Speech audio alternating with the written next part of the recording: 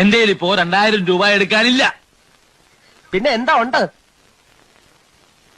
നുള്ളിപ്പെറുക്കി അവർ 500 രൂപ കാണും. എന്റെ പട്ടിക്ക് വേണം. മര്യാദക്ക് 2000 രൂപ എന്റെ കയ്യിൽ എണ്ണി തന്നില്ലെങ്കിൽ അതിന്റെ പ്രത്യാഘാതകം.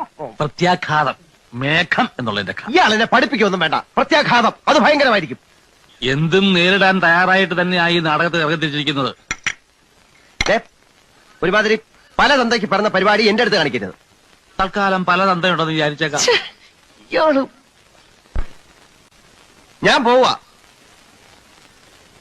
പോവാന്ന്. അതെ, കുറച്ച് പതുക്കെ പറഞ്ഞാലും കേൾക്കാം. പിന്നെന്താ ഞെട്ടാത്തത്? സാധാരണ ഇത്ര നിസ്സാര കാര്യങ്ങൾക്ക് ഞാൻ ഞെട്ടാറില്ല. ഓഹോ, പിന്നെ ഞാൻ അങ്ങനെ വെറുതെ പോകുന്നൊന്നും വിചാരിക്കണ്ട. ഈ വിവരം മുഴുവൻ ആ മൂപ്പിലാനെ കണ്ട് ധരിപ്പിച്ചിട്ടേ ഞാൻ പോവും. ഒരു ചാൻസ് കൂടെ തരാം. 250 എങ്കിൽ 250 ഉറപ്പിക്കുന്നോ? രണ്ടുപേരോടും കൂടെ ചോദിക്കുന്നത്. എടോ, തനിക്ക് നാണമില്ലേണോ?